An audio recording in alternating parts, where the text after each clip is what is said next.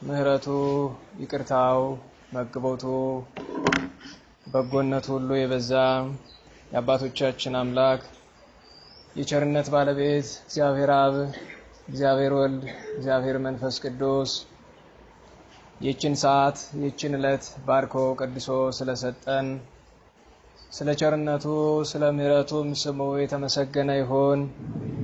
እንኳን አደረሳችሁ። እግዚአብሔር አምላካችን በዚህ ሳምንት ብዙ ትልልቅ ቅዱሳን በዓላትን የከበሩ የገነኑ በዓላትን እንድናከብር ባለቤቱ መድኃኒታችን ፈቃዱ ሆኖልናል። በተለይ ከትናንት በፊት ታላቁን ሐዋርያ ታዲዮስን በትናንትናው ዕለት የሃይማኖት ምሰሶ የተባለ አባታችን ቅዱስ ቄርሎስን ዛሬ በቤተ ክርስቲያን 10 ወክሌቱ ደቂቀ ነቢያት ወይም 12 ደቂቀ ነቢያት የሚባሉ አባቶችን ነገ ደግሞ የዓለም ብርሃናት የቤተ ክርስቲያን ከዋክብት ተብለው የተጠሩ ብርሃናት ዓለም ቅዱሳን ጴጥሮስ ወጳውሎስን ከ72ቱ አርድእት በመላ ጋር እናከብራለን። በተረፈ ደግሞ ጾም የሚፈታበት የሚፈሰክበት ዕለት ነውና እግዚአብሔር አምላካችን ከዚህ ሰዓት ከዚህ ዕለት ከዚህ ወር ከዚህ ዓመት ከዚህ ጸጋ ከዚህ በረከት ስላደረሰን ስሙ አሁንም በድጋሚ የተመሰገነ ይሁን። ለእናንተም በድጋሚ እንኳን አደረሳችሁ። ቸሩ አምላካችን ከበዓሉ በረከት ጸጋ ለሁላችንም ያሳትፈን። ለዛሬ እግዚአብሔር አምላካችን ቢፈቅድልን ዝናመ ምህረቱን ጠለ በረከቱን ሰጥቶ ምድርን አረስርሶ መሬትን ለጸጋ ለክብር የሚያበቃ አምላክ እኛንም ልቡና በቅዱስ ቃሉ አርሶ አረስርሶ ፍሬ ክብር ፍሬ ትሩፋት እንድናፈራ ጸጋ ክብር እንድናገኝ ሰማያዊ ሀብት እንድንወርስ አምላካችን እንዲረዳን ልንማጸነው ይገባል። በተለይ ነገ ከሚከበረው በዓል ጋር ተያይዞ በቅርብ ጊዜ ለቤተ ክርስቲያን ፈተና የሆነ ነገር ስላለ ለዛሬ የምንማማርበት ጉዳያችን ይሄው ይሆናል ማለት ነው። ምናልባት ያለፈው ዓመት ላይ እዚህ ጉባኤ የነበራችሁ ልጆች ዛሬ ለትምህርት ርዕስነት የተመረጠውን ሰምታችሁታል ብዬ ተስፋ አደርጋለሁ። አሁን ደግሞ በዓልና የወቅት ፈተና አንስቶታል። ስለዚህ ነቢየ ጽድቅ መፍቀሬ ጥበብ ጠቢበ ጠቢባን አባታችን ነቢዩ ቅዱስ ሰሎሞን በመኃልየ መኃልይ የተናገረውን አንድ አረፍተ ነገር በጋራ በግዕዙ እንበለውና ምን ማለት ነው የሚለውን እየተረዳን ለመሄድ እንሞክራለን ማለት ነው። ቃሉ የሚለው ደቂቀ ተባአሱ በእንቲአየ ነው። አድምጣችሁኝ ከሆነ አንዴ እኔ ስለው ተከትላችሁ እንድትሉ ተጠይቃለሁ። ደቂቀ በሉ ተባአሱ በእንቲአየ አጸደ ወይን ዘዚአየ ኢአቀብኩ። አሁን አማርኛው የሚለው የእናቴ ልጆች ስለኔ ተጣሉ፣ እኔ የወይን ስፍራዬን አልጠበቅኩምና ይላል። ቃሉን የተናገረው መፍቀሬ ጥበብ ጠቢበ ጠቢባን ነቢየ ጽድቅ ወልደ ዳዊት ቅዱስ ሰሎሞን ነው። ሳምንት የተማራችሁት ትምህርትም ከዚሁ ክፍል የተወሰደ ነው። ተናጋሪው ቅዱስ ሰሎሞን ስሙን ሰሎሞን ሲል ያወጣለት አባቱ ቅዱስ ዳዊት ነው። ለምን ቢሉ ሰሎሞን ብሂል መስተሳልም ብእሴ ሰላም ሰላማዊ የሰላም ሰው አስታራቂ ማለት ነውና ቅዱስ ዳዊት በኦሪዮ ምክንያት ከፈጣሪው ጋር ተጣልቶ በኋላ ንስሐ ገብቶ በታረቀበት ዘመን ወልዶታልና ሰሎሞን ብሎታል። ሰሎሞን በ12 ዓመቱ ነገሰ። ከእግዚአብሔር ጥበብን ለመነ፣ ጥበብ ተሰጠው። 5 መጻሕፍት ተገለጡለት። እነዚህም 5ቱ መጻሕፍት ባለፈው እንደነገርኳችሁ ምሳሌ፣ ተግሳጽ፣ ጥበብ፣ መክብብና መኃልይ ይባላሉ። ሰሎሞንስ የተናገራቸው እሊህ ብቻ አይደሉም፣ ምሳሌያቱ ብቻ ከ3000 በላይ ናቸው ይላሉ አባቶቻችን። አንድም ከ300 በላይ ናቸው የሚል አንቀጽም አለ። ሌሎቹስ ወዴት ሄደዋል ትሉኝ እንደሆነ በቃሉ ተናግሯቸዋል። ምክንያቱም ነቢያት የተናገሩት ሁሉ ስላልተጻፈ ተመጥኖ ለኛ ልብ የሚረዳው ብቻ ስለተጻፈ እንጂ የሰሎሞንና የዳዊት ምስጋና ተጽፎ ቢሆን ኖሮ ብራናም ባልቻለው ነበረ። ታዲያ አራቱን ድርሰቶቹን ከተናገረና ጸሐፍቱ ከጻፉለት በኋላ አምስተኛው ግን የረቀቀ አምላካዊ ግብር ያለበት ምስጢር ሆነ።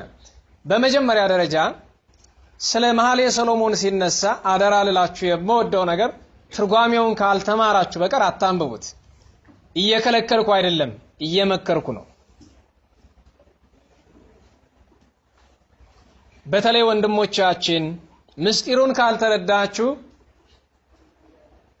ክሌ አጥባትኪ እለያው ህዛ ሐሊበ መንፈስ የሚል ቃል ላይ ብትደርሱ 2 ጡቶችሽ የሚል ላይ ስትደርሱ ምን ማለት ነው ለመሆኑ 2 ጡቶችሽ ሲል ስለማን ነው የሚያወራው?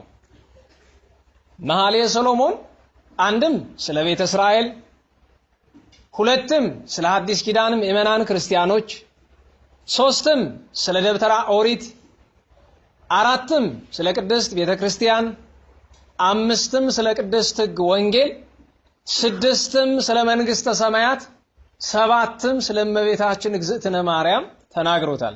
ልብ ብላችሁ ያዙ፣ አልደግመውም። የትኛው ለየትኛው ነው የተጠቀሰ የሚለውን በትርጓሜ መማር ያስፈልጋል። ለምሳሌ ክሌ አጥባትኪ 2 ጡቶችሽ የሚላቸው እነማን ናቸው ትሉኝ እንደሆነ በሴት የተመሰለች ቤተ እስራኤል ናት። 2 ጡቶችሽ የተባሉ 2ቱ ጽላት ናቸው። አንድም በጽላቱ የተጻፉ 2 ሕግጋት ናቸው። ለመሆኑ በጽላቱ ላይ የተጻፉ ሕግጋት ስንት ናቸው? ንገሩኝ። ኧረ አይሰማም። 10 10ን ብንሰበስባቸው ስንት ይሆናሉ? 2 ማንን ውደድ? መጀመሪያ እግዚአብሔርን፣ ቀጥሎ ማንን ውደድ? ባልንጀራህን። ክሌ አጥባትኪ 2ቱ ጽላት፣ 2ቱ ሕጎች። አንድም በሴት የተመሰለች ቤተ ክርስቲያን ናት። ክሌ አጥባትኪ ብሉይ ሐዲስ። እናት ልጆቿን ጡት አጥብታ እንድታሳድግ ለሕፃን ልጅ ከጡት የተሻለ ሌላ ምግብ እንደሌለ ቤተ ክርስቲያን ልጆቿን በብሉይ በሐዲስ ታንጻለች። ከዚህ የተሻለ ሌላ ትምህርትም የለም። አንድም አሁንም በሴት የተመሰለች ቅድስት ቤተ ክርስቲያን ናት። 2 ጡቶች የተባሉ ብርሃናት ዓለም ጴጥሮስ ወጳውሎስ ናቸው።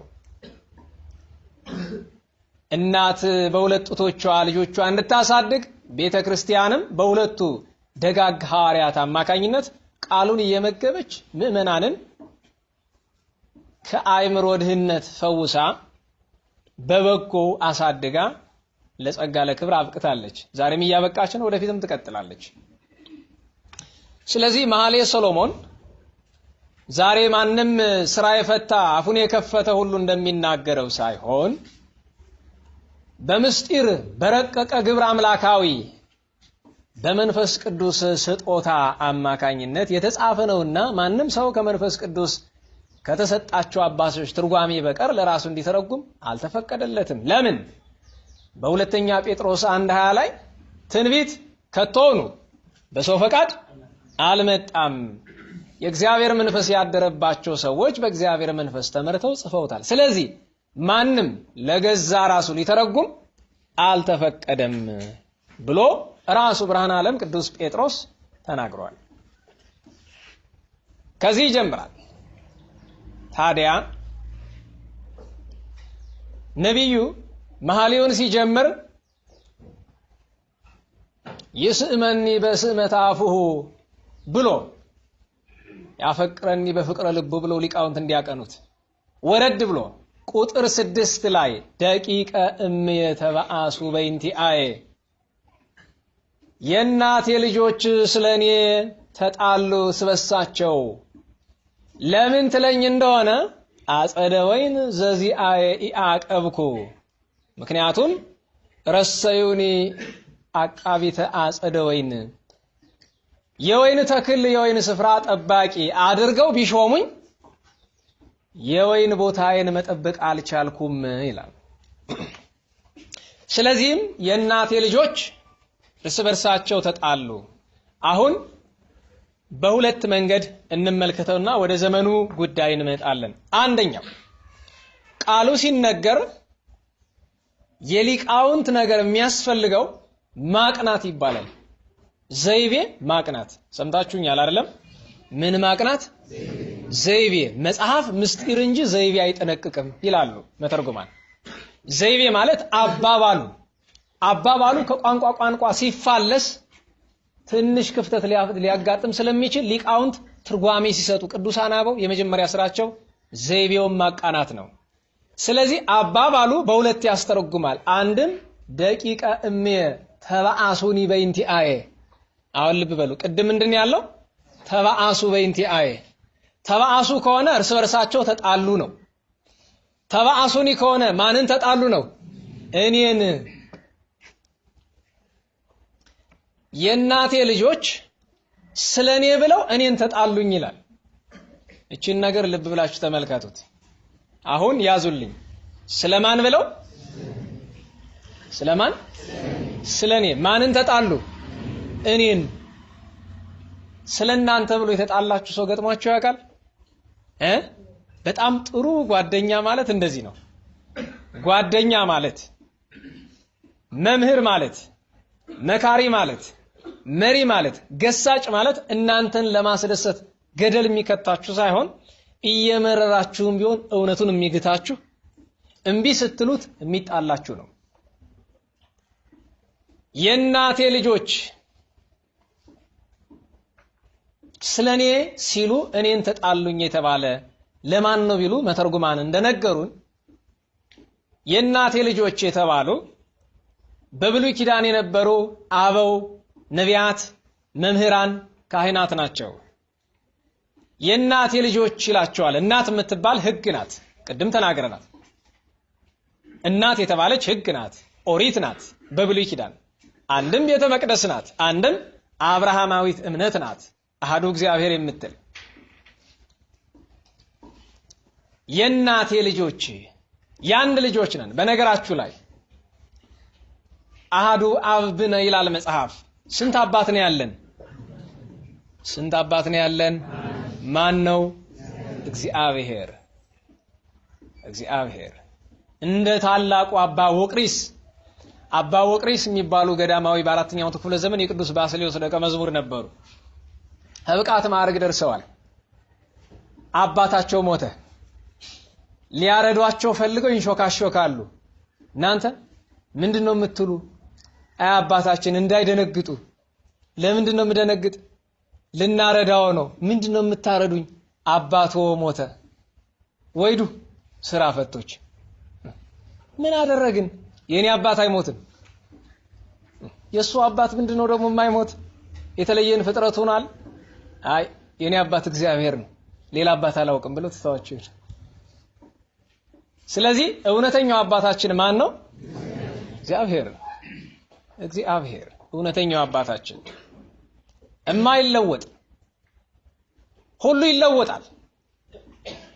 7 አይነት አባት ቤተክርስቲያን ታስተምራለች አይደል?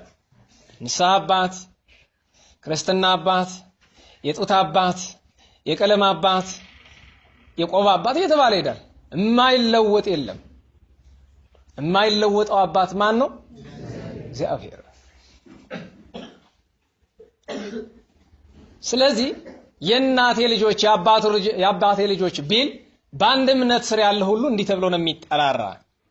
ቤተ እስራኤል እንዲህ ትላለች፣ የእናቴ ልጆች ነቢያት፣ ካህናት፣ አበው መምህራን ለኔ ሲሉ እኔን ተጣሉኝ። አጭር ለማድረግ እንዴት ብለው ትሉኝ እንደሆነ ኤልያስን ማንሳት በቂ ነው። ከክርስቶስ ልደት 900 ዓመት በነበረበት ጊዜ አክዓብና ኤልዛቤልን ተከትሎ ቤተ እስራኤል ጣዖት አመለከ።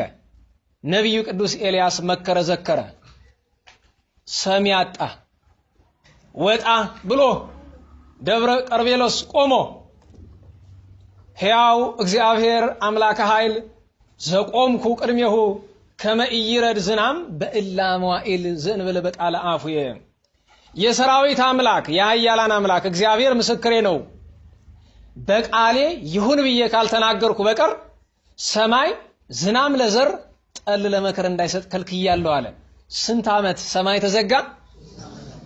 ኤልያስን ያደረገው ለማን ጥቅም ነው? ለሕዝቡ ጥቅም።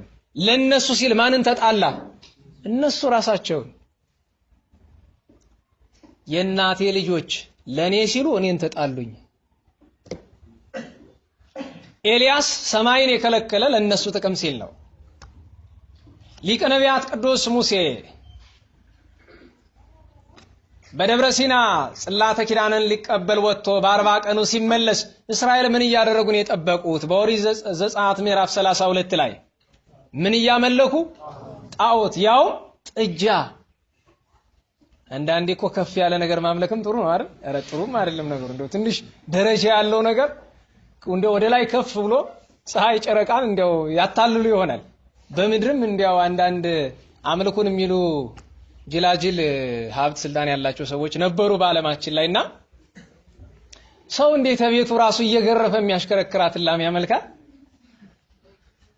ኋላ ሙሴ ቢናደድ በአንዱ ጽላት አንዱን ጣዖት በአንዱ ጽላት አንዱን ጣዖት ብሎ ጣዖቱ ተሰበረ። ሊቀ ነቢያት ቅዱስ ሙሴ ግን እንዲያድርጉ ያቆመ ይመስላችኋል? አላቆመም። ወደ ወንዝ ዳር አወረዳቸው፣ ጣዖቱን ቀጠቀጠው። እየበጠበጣችሁ ጠጡት አላቸው። ሲጠጡት ለጣዖት የሰገዱ በጣዖት ፊት የዘፈኑት በሙሉ ግንባራቸው ላይ ለምጥ ወጣባቸው። ወታደር ተሰልፎ አርዶ ጨርሷቸዋል። ፍርድ ነው። ለምን? እግዚአብሔር ተቆጥቶ 605,000 አባወራ ሊያጠፋ ነበረ። ሊቀ ነቢያት ቅዱስ ሙሴ ግን ራሱን መስዋዕት አድርጎ አሳልፎ ሰጥቶ ነው እንዲህ ያደረገው። ያን ብቻ አይደለም፣ ዘንበሪና ያችን ሴትን ፊናስ በጦር አንድ አድርጓቸዋል። ወሮሮ በማይገባ ቦታ በደብተራ ኦሪት አካባቢ ዝሙት ሲሰሩ አገኝቷቸው። ስለዚህ የእናቴ ልጆች ለኔ ሲሉ እኔን ተጣሉኝ። ለምን? አባቶቻችን ምን ይላሉ?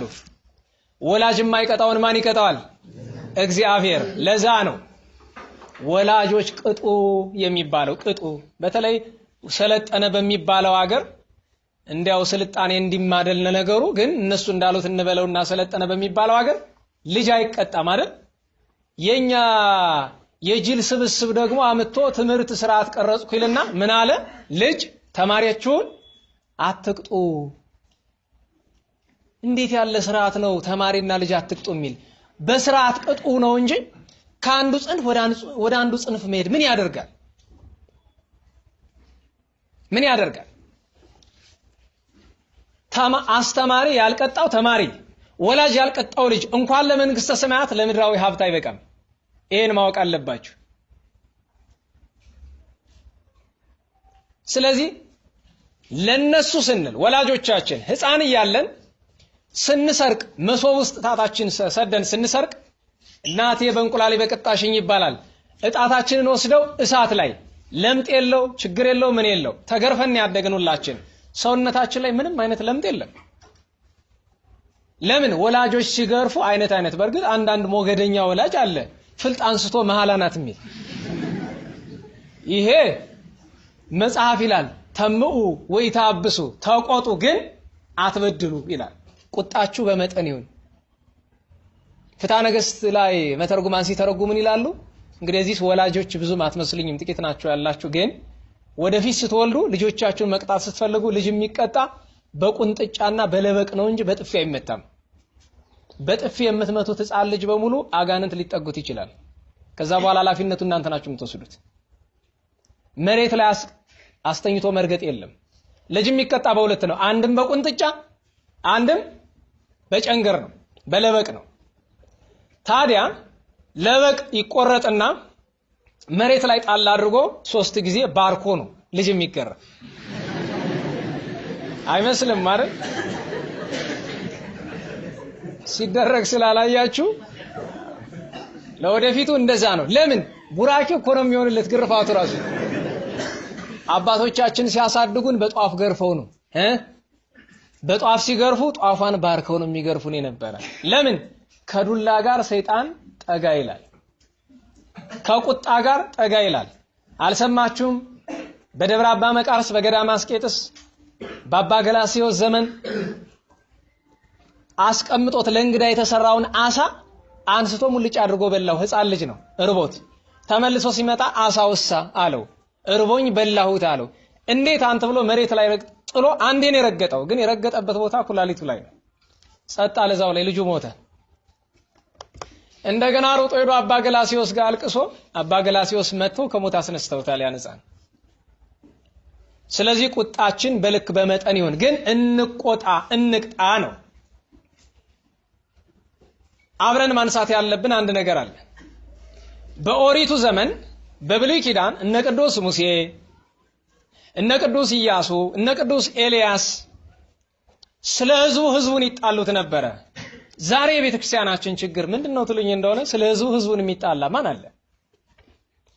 ለመሆኑ የሚሰጠው ስብከት ለህዝቡ የሚያስፈልግ ነው ወይስ ህዝቡ የሚፈልገው ነው? እኔ በጣም ይገርመኛል። የህዝቡን የልብ ትርታ ያዳመጡ ይሄንን ባስተምረው ያስደስተዋል እያልን አይደል ምን ሰብክ? እንዲህ አይነት ስብከት እንኳን ለተሰባኪው ለሰባኪውም እንኳን አይረባው። አንዳንድ ጊዜ እውነቱን ስትናገሩ አስተያየት ሰጪዎች ምን ይላሉ? አይ አንተ ደግሞ ድፍረቱን ታበዛዋለህ ይላሉ። ይሄ ድፍረት ነው እንዴ እውነት መናገር? እኔ እኮ አይደለም የምናገረው። ይሄ እውነት የት ላይ ተጽፏል? መጽሐፍ ቅዱስ ላይ። መጽሐፍ ቅዱስ እኮ ነው የሚጮህ፣ እኔ አይደለም። በዘመናችን የሚባል ነገር አለ። አካፋ ምን ተብሎ ነው መጠራት ያለበት? ተናዋላችሁ? አካፋ ምን ተብሎ ነው የሚጠራው? አካፋ ነው። እና ምን እንበለው? እንደዚህ መጉረስ እየቻልን እንደዚህ እንሞክር? እውነቱን ለምን? ምክንያቱም አያዋጣም። ሁለት አማራጭ ነው ያለው። ወይ እውነቱን ተናገር፣ ካልሆነ ከመድረኩ ውረድ። አልያ መድረኩ መናገጃ አድርገዋል ማለት ነው። ጎተራ ሞላልህ ጎተራ ጎደለብህ ያልክ ብትዘምር ብትሰብክ ለውጥ የለውም።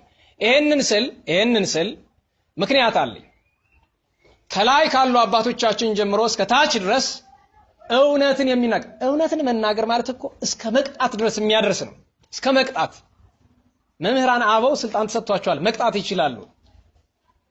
እንዲህ ብለውሳ ቤተክርስቲያን ቢቀርሳ እንደዛ ብሎ ነገር የለም። መንከባከብ ባለበት ጊዜ ትንከባከባለህ። ዘላለም ዓለምህን ግን ስትከባከብ አትኖርም። መቅጣት አለብህ። እውነቱ ነው መነገር ያለበት። ዛሬ ችግሩ ይሄ ነው።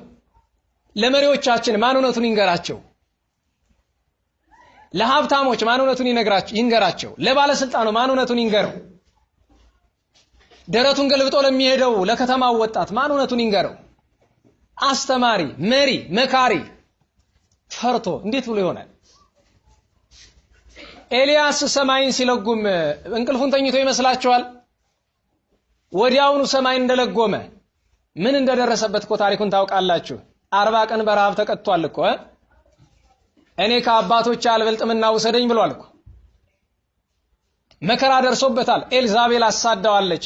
አካብ መከራ ጽንቶበታል። ሊቀ ነቢያት ቅዱስ ሙሴ 40 ዘመን አልቅሷል፣ መከራ ተቀብሏል፣ ፍዳ በልቷል። ስለዚህ እኛ በእውነት ለዚህ ምእመን ለኢትዮጵያ ኦርቶዶክስ ተዋሕዶ ቤተክርስቲያን ምእመን የናቱ ልጆች ከሆንን እውነቱን እንናገረው። ስለሱ ጥቅም ምእመኑን ልንጣላው ይገባል ነው። ይሄንን ለማድረግ ደግሞ ራሳችን መጀመሪያ ታማኝ መሆን አለብን።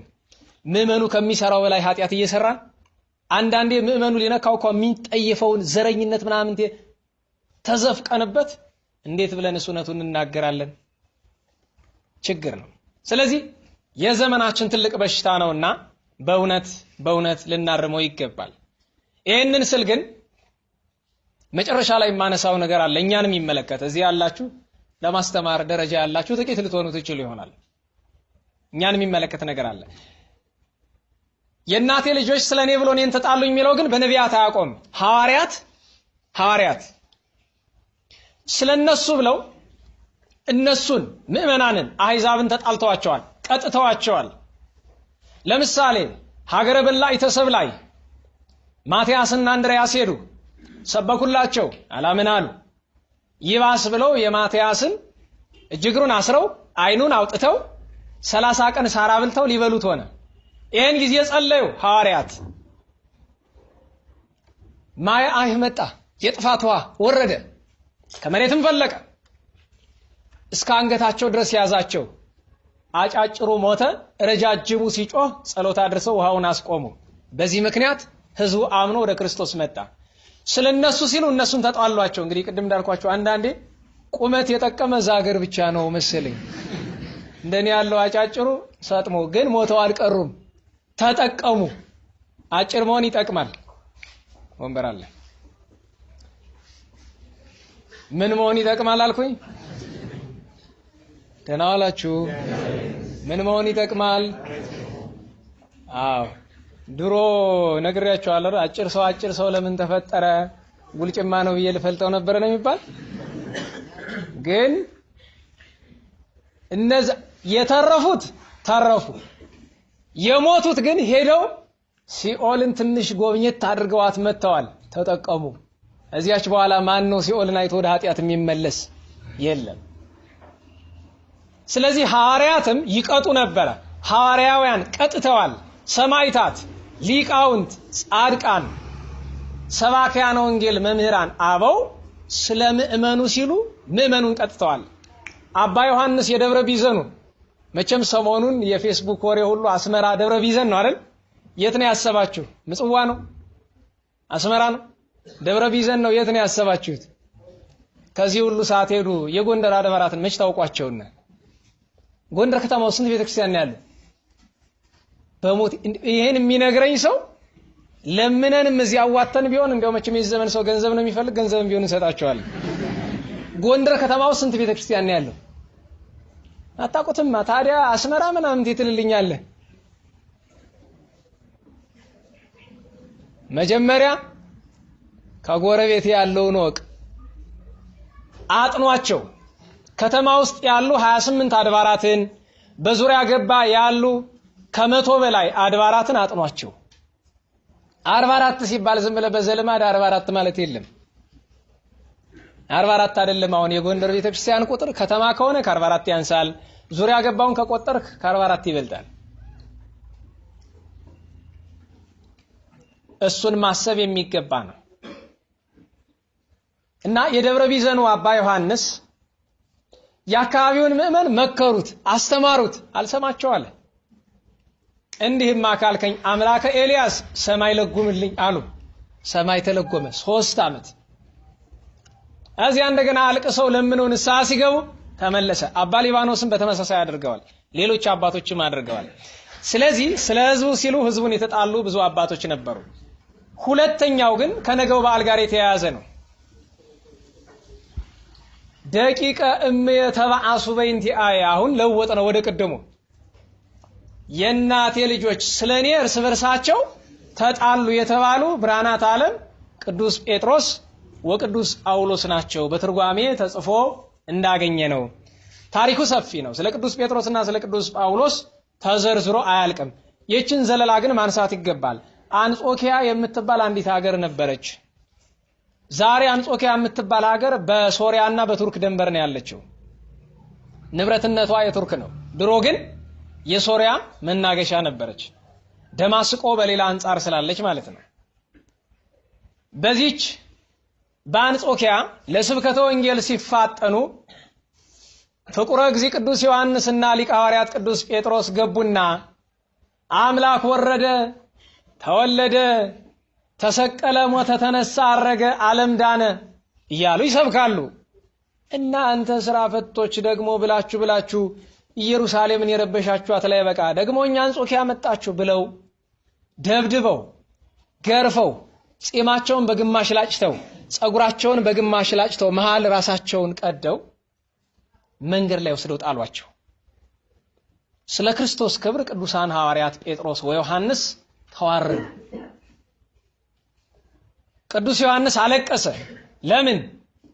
ሊቀ ሐዋርያት ቅዱስ ጴጥሮስ አረጋዊው አባት እንደዛ ሲሆን አይቶ አለቀሰ።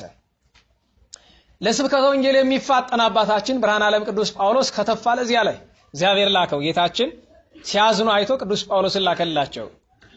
መጥቶ ከጎዳና ላይ ማንን ያገኘዋል? ቅዱስ ዮሐንስን። አረ ወንድሜን ምን ሆነሃል? ለኔ አትዘን፣ የሐዋርያት አለቃ አረጋዊውን ቅዱስ ጴጥሮስንም እንዲያድርገውታል፣ ሂድና እሱን አንሳዋለሁ። ሄዶ ቅዱስ ጳውሎስ አረጋዊ ቅዱስ ጴጥሮስን አነሳው። የሆነውን ነገር ሁሉ ከሰማ በኋላ በሉ እዚቹው እንዳትንቀሳቀሱ ጠብቁኝ አላቸውና ገበያ ሄደ። ሄዶ ጀላብያውን ጥምጥሙን ገዛዝቶ ከተማ ገባ። ምን መሰለ? እነሸሁን መስሎ ማለት ነው። ጣዖት አምላኪዎችን መስሎ ገባ። ኋላ እግዚአብሔር ግርማ ሞገስ ሆነውና ለነሱ መሰላቸውና ከመካከላቸው በትልቅ ዙፋን አስቀመጡት። ምንድነው በከተማ የተሰማው ነገር? አራ ያ የናዝሬቱን ኢየሱስን እናመልካለን የሚሉት እኮ መተው እንሰብካለን አሉ። እናሳ ምን አደረጋችሁ? ደብድበን መሳለቂያ ያደረግናቸው። አይ እሱን ማድረጋችሁስ ደግ አድርጋችኋል። ግን ምን አሏችሁ? አይ እነሱማ የሚሉት እኛ የምናመልከው ሙት ያነሳል፣ ድው ይፈውሳል ይሉናል። እና ፈተናችኋቸው? አልፈተናቸውም። ለምን አንፈትናቸውም ብለህ ነው? አዎ። እሺ ሄዱና እዛ ተሰበሰቡ።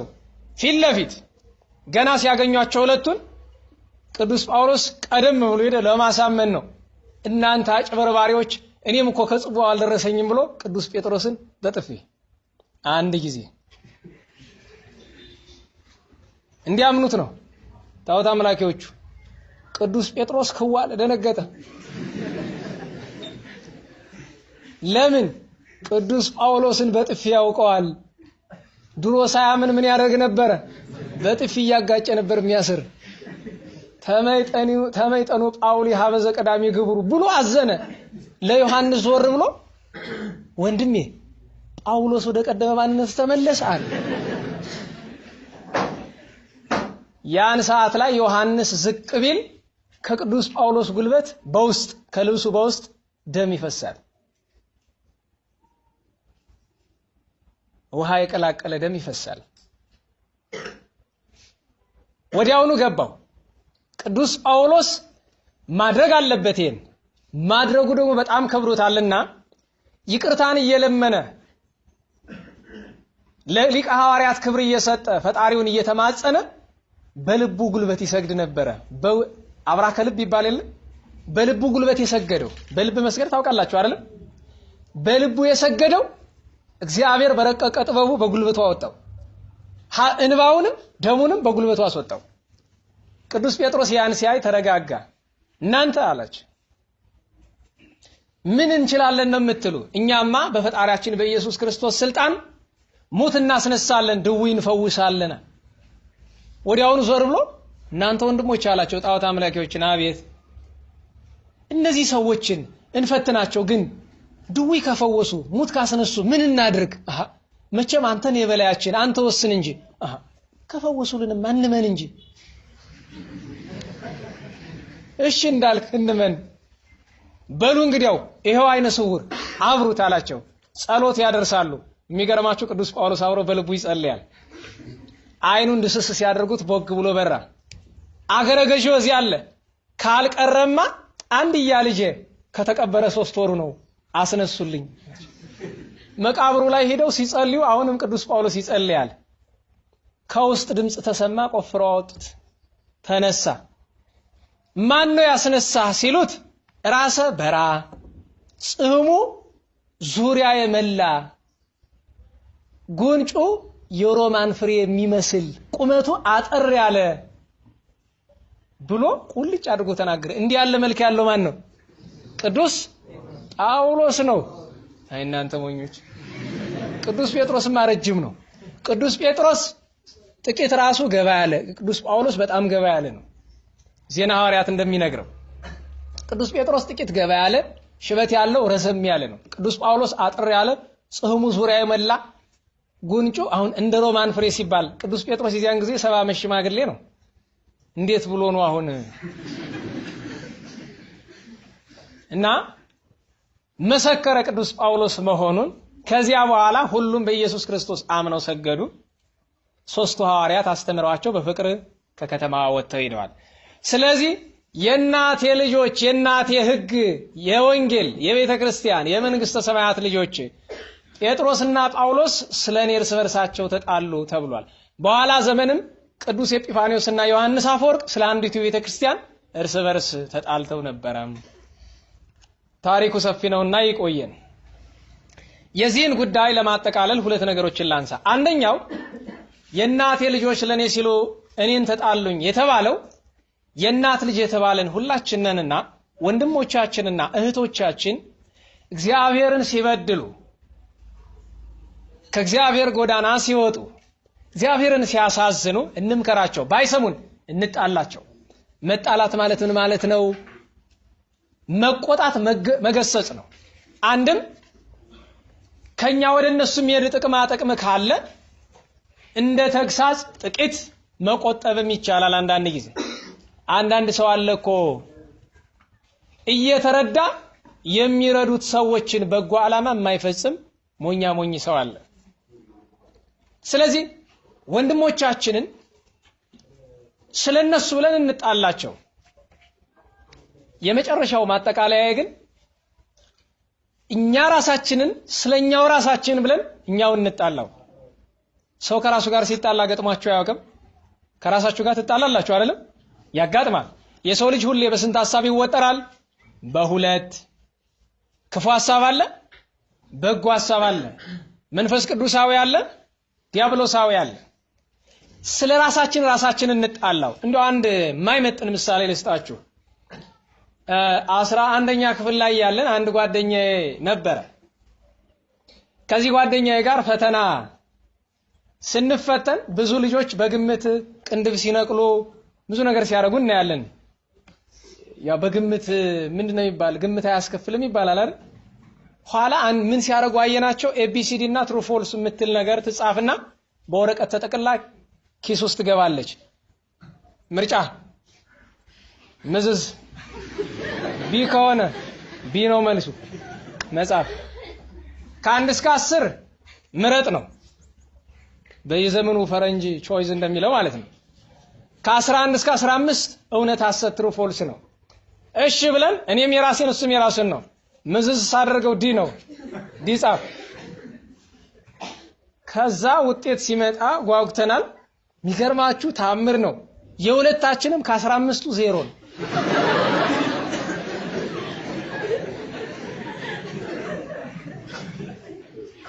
አንዳንዴ ሰው ከስተቱ ይማራል አይደል? እኔ በቃ ይሄ ለወደፊቱ ትምህርት ይሆናል ብዬ ሄድኩኝ። ከዛ ጠፋብኝ ጓደኛዬ። ስፈልግ ስፔስ እንደምትሉት ከፍት ክፍሎች አሉ ትምህርት ቤት ላይ ፋሲለደስ ላይ በሚያለቅስ ድምጽ ሰማለሁና ስሰማ የሱ ነው። ይሄ ልጅ በጣም በቃ በሽቆታል ብዬ ስገባ የሚያለቅስ በውጤቱ አይደለም 15 ጊዜ እየቆጠረ ራሱን በጥፊ ለእያንዳንዷ ጥያቄ ማለት ነው። ምን ይባላል? ስለ ራሱ ጥቅም ራሱ ተጣላው ቀጣው።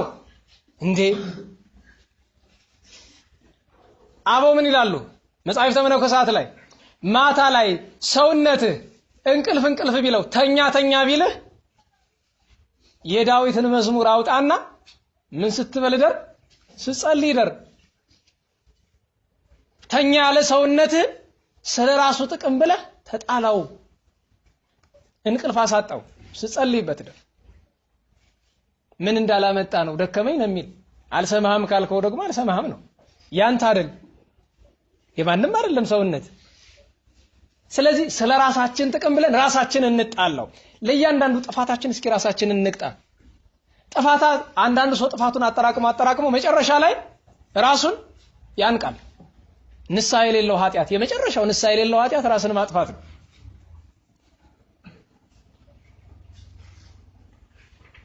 ዘይኤብስ በላይ ለነፍስቱ ብሎ ብርሃነ ዓለም ቅዱስ ጳውሎስ ተናገረለት የሚባለው ይሄ ነው።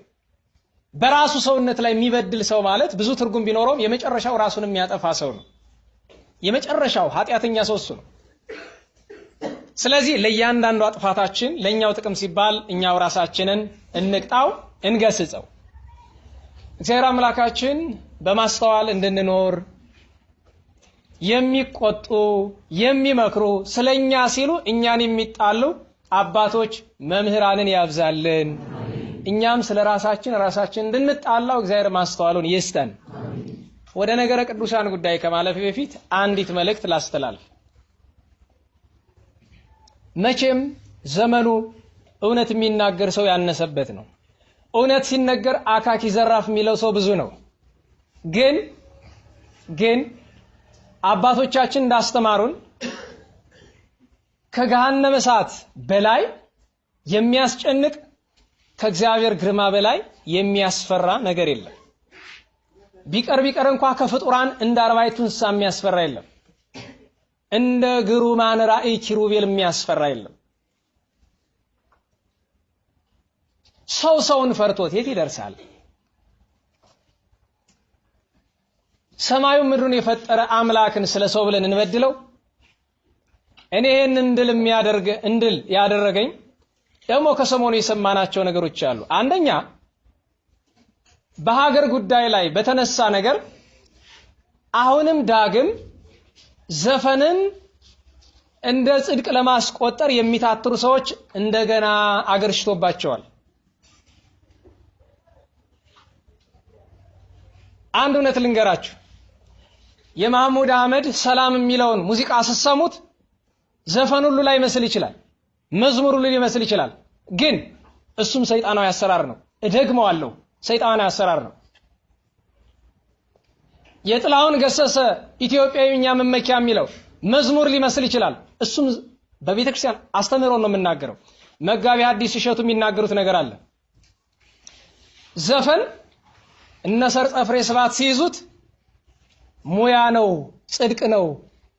መጽሐፍ ቅዱስ ሲይዘው ግን ኃጢአት ነው ብለዋል። እውነት ነው። እውነቱ ይሄ ነው። ድርቅ ያለው እውነት ይሄ ነው። ሰርጸ ፍሬ ስብሐት ስለተናገረለት እንትና የሚባል ዘፋኝ ስለዘፈነ አይደለም። እነሱ የራሳቸው ሙያ ነው፣ በሙያቸው ይሄዱ። እኔም ነቅፋቸው እንደ ቤተክርስቲያን ነው፣ እንደ ሙያቸው አይደለም። አያገባኝም፣ አይገባኝም። እንደ እውነቱ ነው። ዘፋኝነት ኃጢአት ነው። ደጋግሜ መላልሼ ተናግሬያለሁ። ሚዲያው ስለለቀቀው አይደለም። ጠቅላይ ሚኒስተሩ ጋር ለድጋፍ ሂደ ስለተለቀቀ አይደለም። የፈለከው መደገፍ ትችላለህ። ብትዘፍን ግን ቁጥር ከኃጢአት ነው። ይሄንን ማወቅ አለብን። መጽሐፍ ፍትሐ ነገሥትም ሕንጻ መነኮሳትም መጽሐፈ ዲድስቅልያ የቅዱሳን ሐዋርያት ሥርዓትም ታላቁ ቅዱስ መጽሐፍም ደጋግመው ተናግረውታል። በዚህ ጉዳይ ብዙ ተብሏል።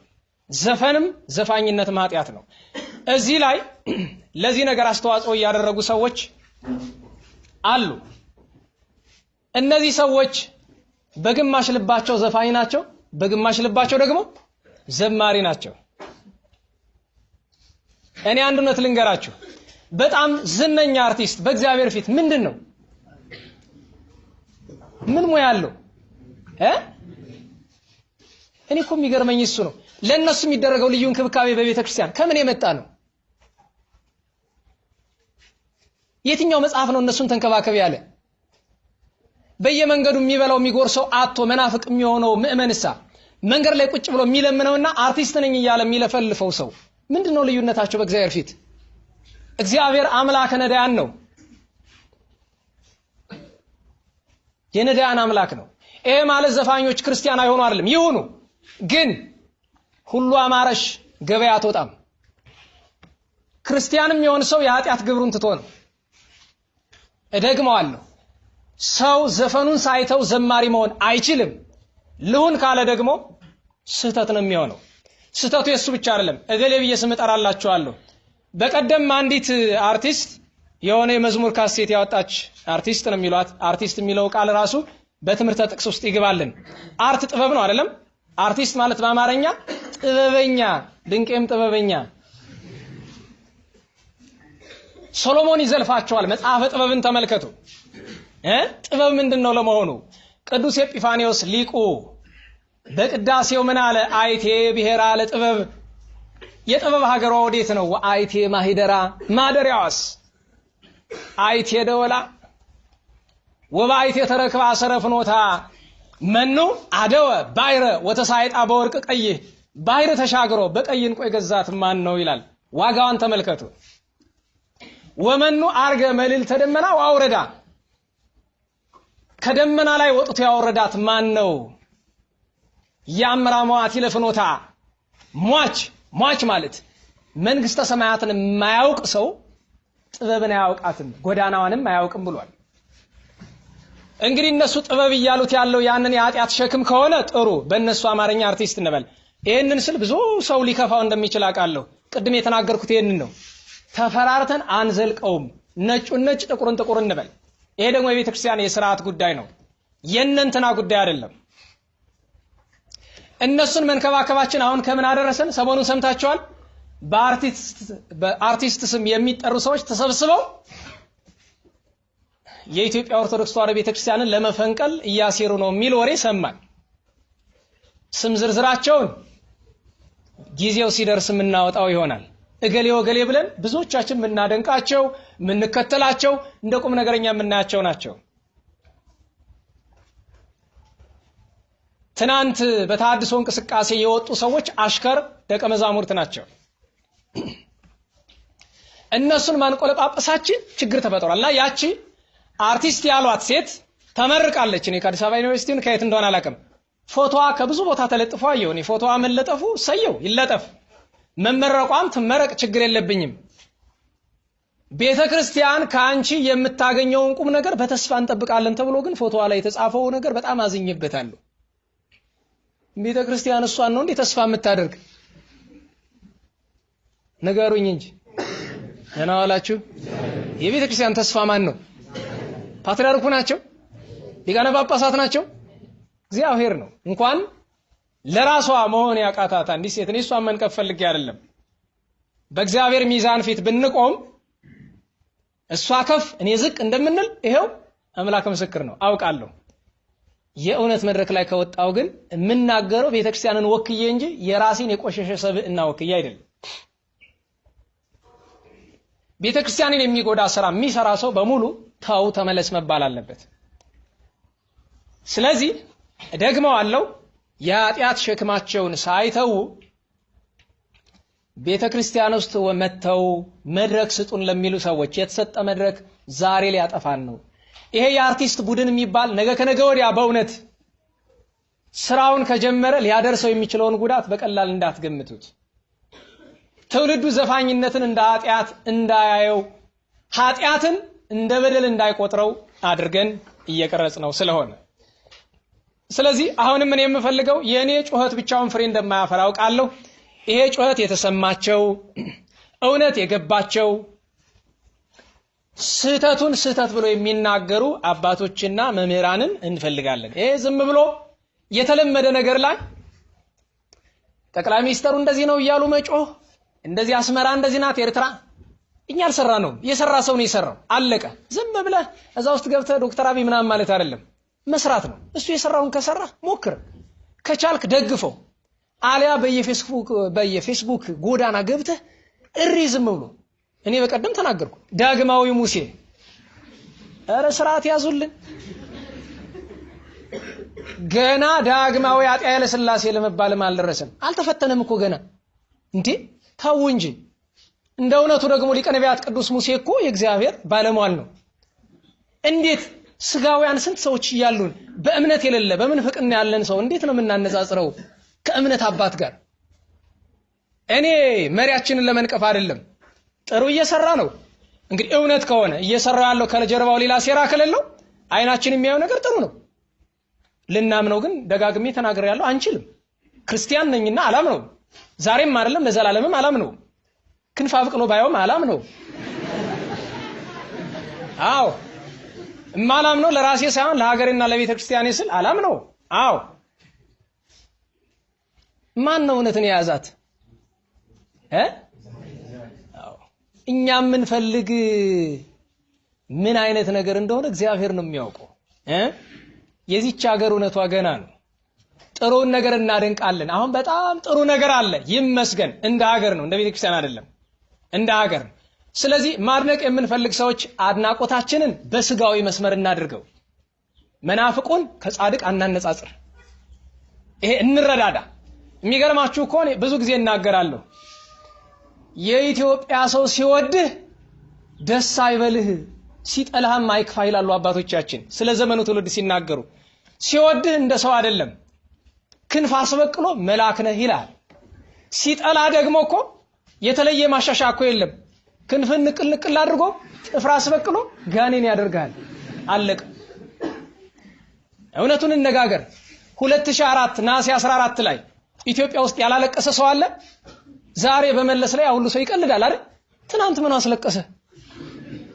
ወረተኛ ትውልድ። ይሄንንም ነገር ተሰድበዋለህ። እኔ የዛም የዚህም አድናቂ አይደለሁም። ሁሉም አጥፊ ነው። ተባብረው ምን ሲሰሩ እንደነበር እናውቃለን። ዛሬ የሰራውን ነገር አደንቃለሁ እንጂ ይሄም ትናንት ምን ሲሰራ እንደነበረ የሚያውቅ ሰው ያውቃል። ይሄ ሁሉ ሰው ሲፈጅ የደህንነት ቢሮ ኃላፊ ነበር ይሄ ሰው አይደለም? እሱ ሳያውቅ ሁሉ ነገር ተደርጓል። እንደው ፖለቲካ ውስጥ አስገባችሁኝ። እንደው ወደማልገባበት ለምን መሰላችሁ? ወረተኛነቱን እንተው። አለቀ። እኔ አንድ ምን መሰላችሁ ምመኝ ያ የሞተውንም እግዚአብሔር ይማረው። አረ አሜን በሉ። ይሄንንም ልቦና ይጨምርለት። አለቀ። ሌላ አልፈልግም። መንገዶኝ እኔ ግን እውነቱን እንነጋገር። እውነቱን እንያዝ። ስሜታዊነታችን ይገረዝ። ምላሳችን ይገረዝ። እዝነ ልቦናችን ጆሮአችን ይገረዝ። አልተገረዝንም፣ ገና ነን። እችን እውነት እናስተውላት ለማለት ነው። እግዚአብሔር አምላካችን ማስተዋሉን ያድለን። ወደ ነገረ ቅዱሳን ትምህርታችን እንመለስ። ባለፉት 6 ቀናት የተከበሩ በዓላትን እናንሳ። በ28 ነው የተገናኘን። በ29 አባታችን ንጉሠ ነገሥት አጼ ቴዎድሮስ ቀዳማዊ ከመሪ ወደ መሪ እንለፍስት። ኢትዮጵያ የተለየች ሀገር ናት። ኢትዮጵያ ቅዱሳን ነገሥታቱን እንቁጠር እስቲ። ካልደከማችሁ አብራችሁ ቁጠሩ። ንግሥተ ሳባ በሉልኝ። ቀዳማዊ ምኒልክ፣ አብርሃ ወአጽብሃ፣ ካሌብ፣ ገብረ መስቀል፣ ላሊበላ፣ ናኩቶ ለአብ፣ ይምርሃነ ክርስቶስ፣ ከሐርቤ፣ ከዛ ዘርዓ ያዕቆብ። ዘርዓ ያዕቆብን ቅዱስ ስንል ደግሞ የሚቃወሙ አንዳንድ ልበቢሶች አሉ። ልብ ይስጣቸው። ይሄ መሪ ራሱ አሁን ያለው የምወደው የትናንት መሪዎችን ምነቅፍበት ምን አቅም አለኝ ይላል። እውነት ነው። እንደው ተጎልቶ የህዝብ ገንዘብ እየበሉ መሪዎችን መንቀፍ የትናንቶቹን ማለት ነው። ልብ ይስጣቸውና ለነገሩ ልብስ የሚሰጣቸው አይመስሉም። ግን ዘርዓ ያዕቆብ አላችሁ አይደል? ቴዎድሮስ፣ ዳዊት፣ ናኦድ፣ ልብነ ድንግል፣ ገላውዲዮስ፣ ተክለ ሃይማኖት፣ ኢያሱ ቀዳማዊ። አያችሁ በአንድ ሀገር ውስጥ ይሄ ሁሉ የተቀደሰ ህይወት የነበረው ንጉስ ነበር። የተቀደሰ ህይወት ሲባል የመሪና የባህታዊ ህይወት ይለያያል። ይሄን ማወቅ አለብን። ቆስጠንጢኖስን ቅዱስ ስንለው ዳዊትን ቅዱስ ስንላቸው በረሃ ገብተው አይደለም። በቤተ መንግስት የመንግስቱን ስራ እንደ መንግስት፣ የእግዚአብሔርን ስራ እንደ እግዚአብሔር የሰሩ ናቸው። እቺ ሀገር የታደለች ናት። እቺ ሀገር የተመሰገነች ናት። ይቺ ሀገር በጣም የተቀደሰች ናት። ኢትዮጵያ ሆይ በሉ እንደው በሞቴ እንወድሻለን። በቃ ተከተተ። ምን ያመጣሉ? እንወዳታለን፣ ግን በከንፈር እንዳይሆን በቃ በተግባር እንውደዳት። ስትፈልግ አማራ ነኝ ኦሮሞ ነኝ ያልክ መለፈፍ፣ ደግሞ ሞቅ ሲል ኢትዮጵያዊ ነኝ ትላለህ። አንዱን መረጡልን። ኦሮሞ ነኝ ኢትዮጵያዊ፣ አማራ ነኝ ኢትዮጵያዊ። በቃ እንዴ አንዳንዴ ራስህን ለማስከበር በእርግጥ ቡድን ትፈጥራለህ። አለኮ በቤተሰቡ ሆነ ፍርድ ቤት ሄደህ ትታገላለህ እኮ ሊያጋጥም ይችላል። በቡድን ተሰብስበው ሲመጡብህ ራስን ለመከላከል ትቧደን ይሆናል። ያ ቡድን ግን ፌክ ነው፣ የውሸት ነው። ማወቅ አለብህ። ትግሬ የሚባል ቡድን፣ አማራ የሚባል ቡድን፣ ኦሮሞ የሚባል ቡድን ጊዜያዊ የውሸት የሽፋን ነው። ራስን መከላከያ ቡድን እንበለው እስቲ እንደ ስጋዊ። ግን ኢትዮጵያዊነት ነው ዋናው ነገር። ቀዳማዊ ቴዎድሮስ የነገሰ 3 ዓመት ከ1396 እስከ 1399 በዘመኑ በ3 ዓመት የብዙ ዓመታት መልካም ስራን ሰራ። ቤተ ክህነቱን አረመ። በነገራችሁ ላይ አሁን ብዙ ሰው የሚመኘው አለ። አሁን ያለው መሪያችን እንደ ቤተ መንግስት ሁሉ ቤተ ክህነቱን ሁሉ ገብቶ ባረመልን ፓስተር እንዲያደርግልን ነው ሁሉ አንዳንድ ሰው ድንቁርና ውስጥ ዳርም የለው እንዴው ሲኖዶሱን ገብቶ ባረመልን። ያርምልሃል በደንብ አድርጎ እህሉን አርሞ አረሙን ተክሎል ይወጣል። ምንስ አግብቶት ምንስ ጥሎት። በርግጥ በውጭ ሆኖ ሌባውን ያስደንግጥልን እሱ ደስ ይለናል። ውስጥ ግን እንዲገባ አንፈልግም። እውነት ነው። በነገራችሁ ላይ አንዳንዴ ፖለቲካ ብሎ ቅሬታ እንዳይሰማችሁ ሰጋለሁ። ይሄ ፖለቲካ አይደለም፣ ስለ ሀገርና ስለ ቤተክርስቲያን ብቻ ነው እያወራው ያለሁት። ስሙን ደጋግሜ በመጥራቴ በጣም ይቅርታ። እንግዲህ በዚህ ወቅት ላይ አስቸጋሪ ነው። አንዲትም ቅጣት ነገር ስትነሳ ሰው ልነቅህ ስለሚል አስቸጋሪ ነው። አውቃለሁ፣ እሱን እረዳለሁ። ቤተ መንግስቱን አስተካከለ ቅዱስ ቴዎድሮስ። ቀጥሎ ቤተ ክህነቱን አስተካከለ። ለምን? በእውቀት የተሟላ በሃይማኖት የተሳካ በምግባር የጸና ትልቅ ሰው ነበራ።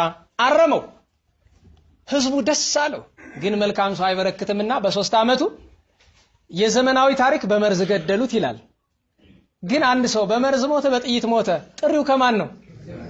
እኛ እግዚአብሔር ወሰደው እንላለን። ታምራት ተሰራለት። ቅዱስ ቴዎድሮስ ሲያርፍ ባህር ተከፈለ። ስጋውን ተሸክመው ሲሄዱ ሊቀብሩት ባህር ተከፈለላቸው። ቀስተ ደመና ወረደላቸው። ከመቃብሩ ላይ ጸበል ፈለቀ። ድውያን ተፈወሱበት። ዳግማዊ አፄ ቴዎድሮስ መይሳው ካሳኮ ራሳቸውን ቴዎድሮስ ያሉ በዚህ ሰው ምክንያት ነው፣ በዚህ ቅዱስ ምክንያት ነው። ከነስማቸውም ዳግማዊ ምኒልክ ዳግማዊ፣ ራሳቸውን ዳግማዊ ያሉት ቀዳማዊ የሚባል ደግ ሰው ስለነበረ ነው። ቀዳማዊ ቴዎድሮስ፣ ዳግማዊ ቴዎድሮስ። የዚያኑ ቀን ሌላኛው ቅዱስ ሰው የሮም ንጉሠ ነገሥት የነበረው ቅዱስ ማርቆስ ነው።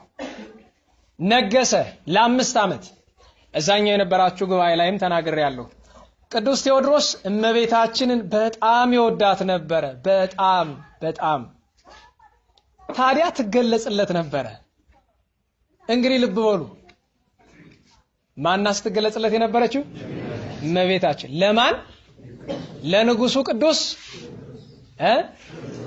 አረ የላችሁም እኮ ያኛውን ታሪክ ፈጥመን እኮ ወደ ሌላ ሄደናል። ለንጉስ ቅዱስ ማን? ማርቆስ። የማን ሀገር ንጉስ ነው? የሮም። ስትገለጽለት ወዳጄ ሆይ እንደምትወደኝ እኔም እወድሃለሁ፣ ምን ላደርግልህ ትወዳለህ አለችው። ድንበር አስፊልኝ፣ ረሄን አድርጊልኝ። የለም እኔ የምፈልገው እኔ በማስተዳድረው ግዛት ሁሉ ኃጢአት ይጥፋልኝ። እኔ በንግስና ባለውበት ዘመን በሙሉ ህዝቡ አይጣላ፣ ሽፍትነት አይኑር። አጋንንትን ከልጅሽ አማልደሽ አሳስሪልኝ አላት። እመቤታችን ከልጇ አማልዳ በሷ ሀገር ግዛት አጋንንት እንዲታሰሩ አደረገች። 5 ዓመት በዛች ሀገር ፖሊስ የለ፣ ማረሚያ ቤት የለ፣ ዘብጥያ የለ፣ ዘቅዝቆ መግረፍ የለ፣ ምንም ነገር የለ። የሚገርማችሁ ታዲያ ህዝቡ ከመውደዳቸው የተነሳ እንዳይመንንባቸው ይሰጉለት ነበረ።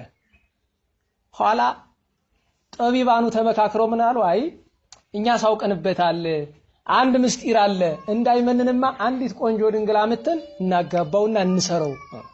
አያችሁ፣ በፍቅር ማሰር። ኋላ መተው እናጋባ ይሉታል። እኔ ነው አረ ይቅርብኝ፣ አይሆንም፣ ይሄማ በግድ ነው፣ እስካሁን ታዘንላል፣ አንተ አንድ ነገር መታዘዝ አለብህ ብሎ እሺ እመቤት ላማክራት አላቸው። አቤት መሪ አያችሁ፣ ማንን ላማክራት? ተነሱልኝ አንዴ ቆሙ። ነው እኔን አስቆማችሁ ተቀምጣችሁ እየተማራችሁ እኮ ነው የፈዘዛችሁ። ማንን ላማክራት አለ? ምንም ስራ ስትሰሩ እመቤቴን ታማክራላችሁ? እንኳን የሀገር ጉዳይ እንዴት የግላችን ጉዳይ እመቤቴን አማክረን ጌታን አማክረን ነው እንጂ እንደው አደራ በሉ ተቀመጡ። ሰውነታችሁ በዛው ይዝናናም ብዬ ነው። ፈሊጥ ነው እንደ ስፖርት ሳይሆን ሰውነታችሁ እንዳታንጎላችሁ። ይሄን የተኛ ሰው መሃል ቢኖር አፈፍ ብሎ ሲነሳ ይለቀዋል። ማንን ላማክር አለ? ሄደና እመቤቴ አግባ ይሉኛል። እኔስ እምወድ እመቤታችን ድንግልና የሚጠብቅ ሰው በጣም ተወዳለች።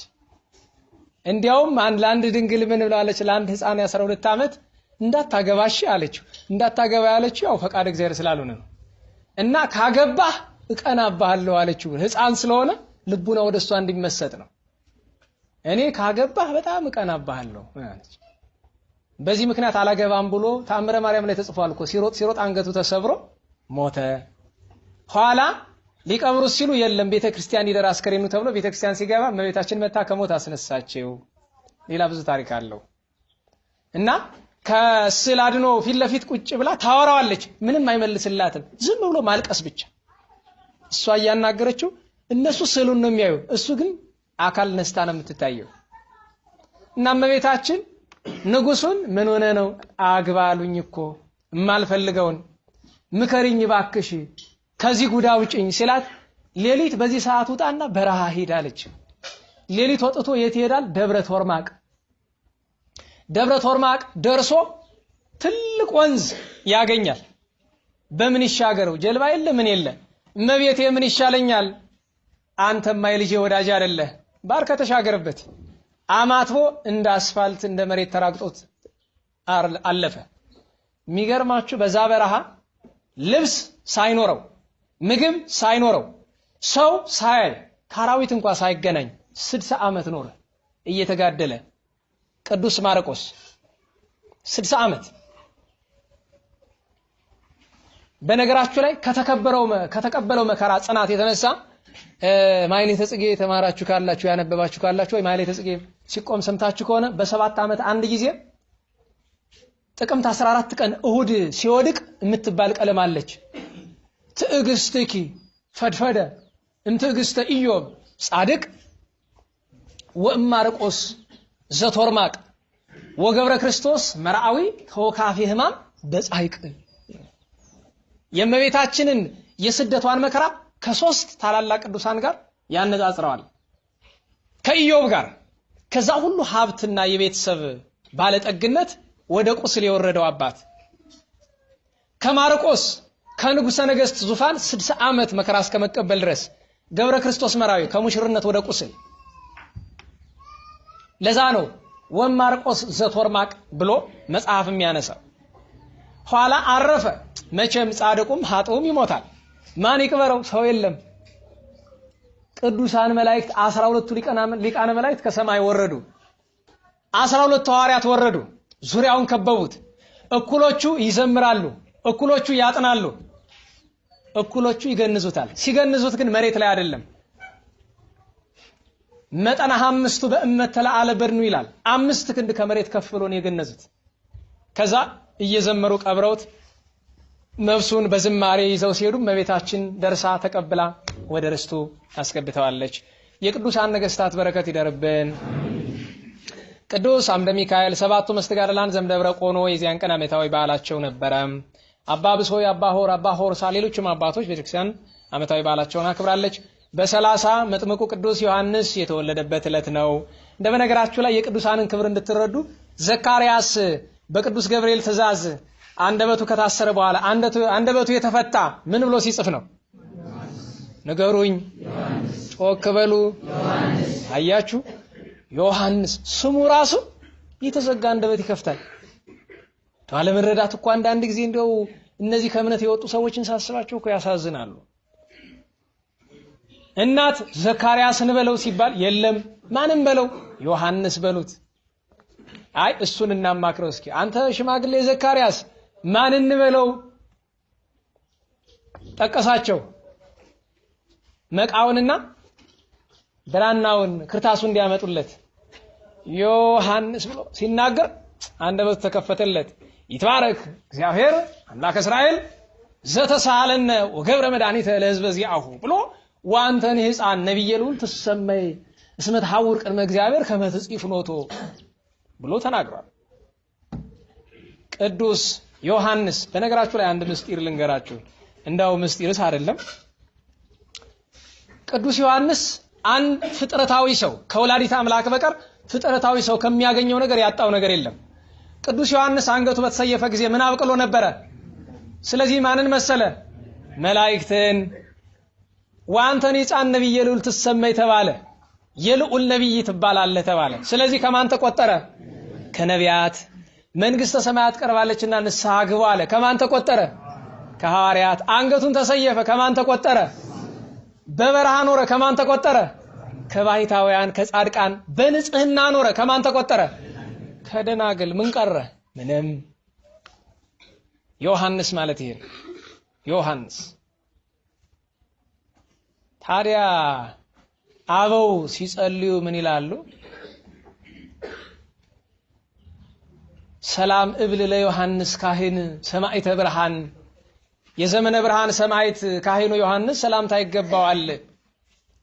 ቀተለው እፎ ለህሩመ ሥጋ ወይን እንዘ ይበሉ ነጋ መኳንንተ ዘመን አብዳን ምስለ ንጉሶ ሞሬዛ ምኑን ይላል። ወይን በአፉ ዞሮ ማያውቀውን ስጋ በልቶ ማያውቀውን ሰው ወይን እየጠጡ ጠጅ እየጠጡ ስጋ እየቆረጡ አንገቱን ለእንዴት ቆረጡት ነው እኮ። እንዴት አላሳዘናቸው ብሎ ሊቁ አባ አርከ ስሉስ ያደንቃል።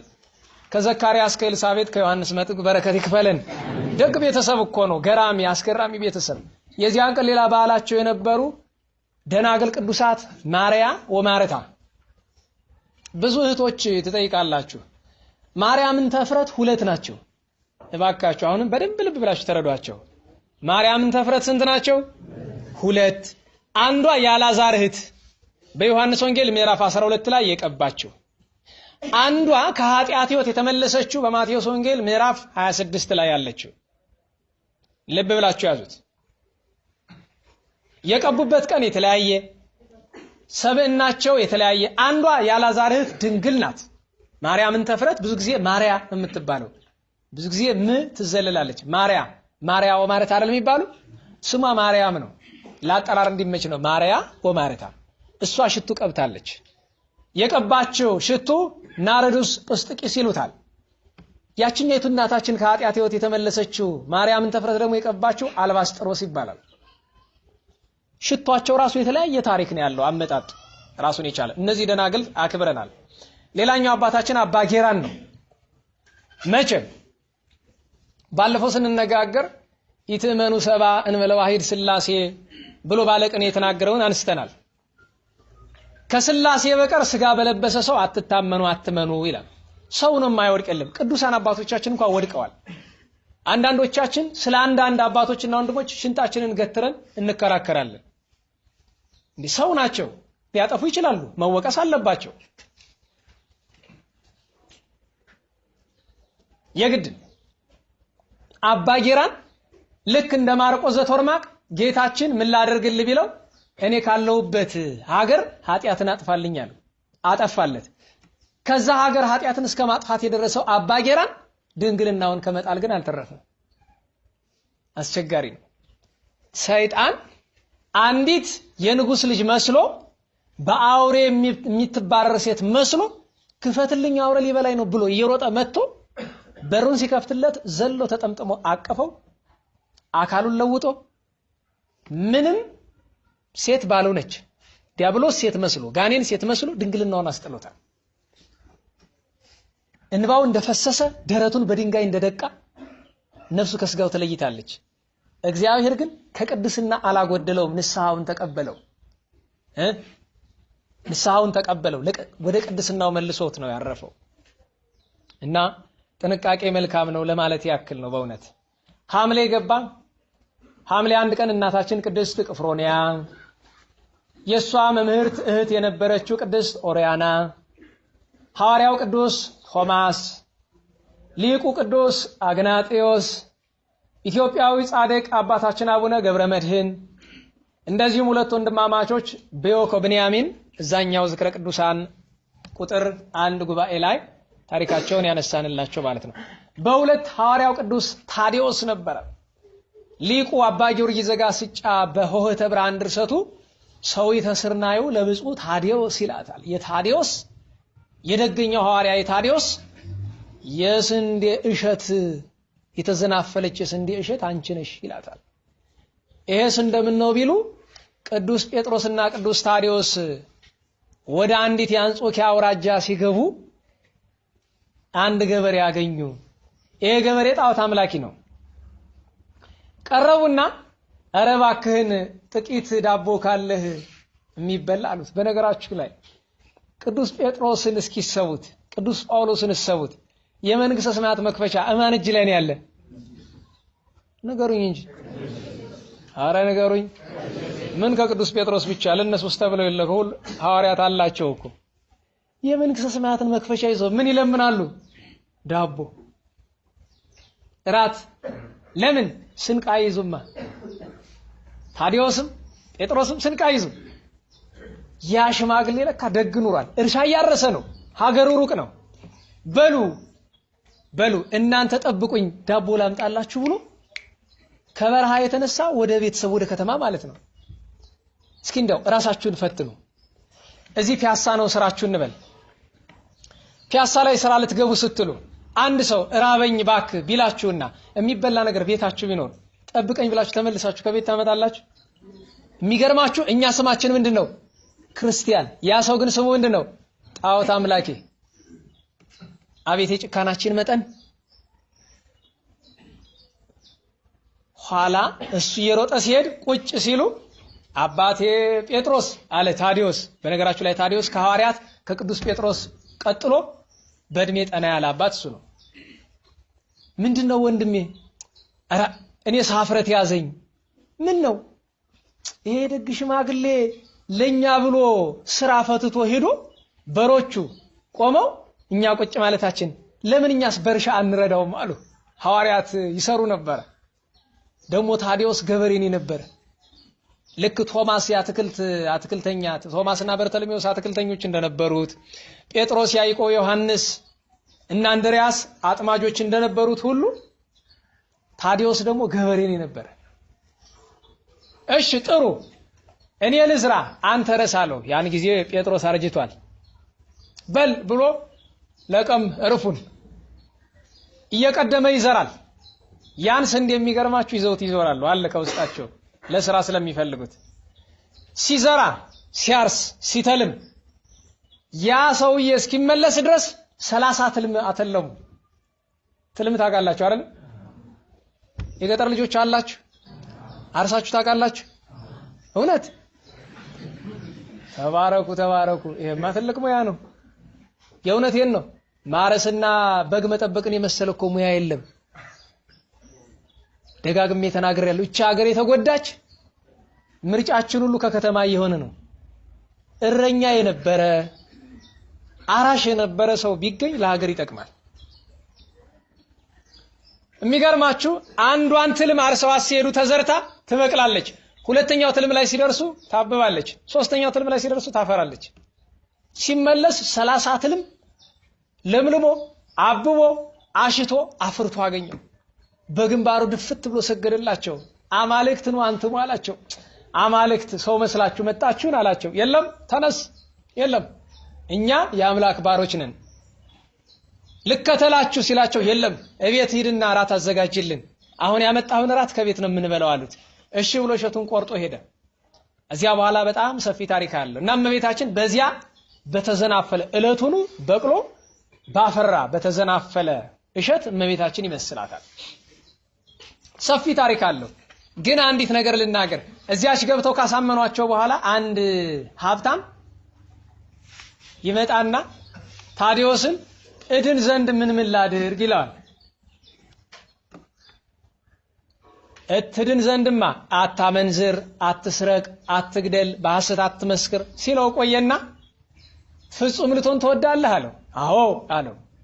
ሲጥ ኩሎ ዘብከ ንዋይ ወሀብ ለነዳያን፣ ወትረክብ መዝገበ በሰማያት ያለን ሁሉ ምን አድርግ ሽጥ ለማን ስጥ ምን ታገኛለህ በሰማያት አዎ ሰማያዊ መዝገብ ይጠብቀሃል አለው እንዴት ብትደፍረኝ ነው ብሎ አንገቱን ሄዶ አነቀው አስተማሪው አንገቱን ሲያቀው አይኑ የቅዱስ ታዲዮስ ወደ ውጭ ተጎልግሎ ወጣ ከመታነቁ ጭንቀት የተነሳ ኋላ ማን ይደርሳል ቅዱስ ጴጥሮስ አንተ የእግዚአብሔርን ሐዋርያት አንቃል አለው ቅዱስ ጴጥሮስ ማን እንደሚያታውቃላችሁ የቅዱስ ታዲዮስ መልአከው ቃቢው ጠባቂው መልአክ ደግሞ ሊቃነ መላእክት ከምንላቸው አንዱ ነው ሰይፍ መዞ ይጠብቀዋል ግን ታዲዮስ ለዛ ሰው ምሕረትን ይለምንለታል ሐዋርያትን የሚነካቸውን ሁሉ መላእክት ሰው ያረጉት መጥቶ አንተ የእግዚአብሔርን ሐዋርያት አንቃለን ሲለው ለቀቀው ኋላ ቅዱስ ታዲዮስ ነፍሱ ምልስ ስትልለት በጣም አዘነ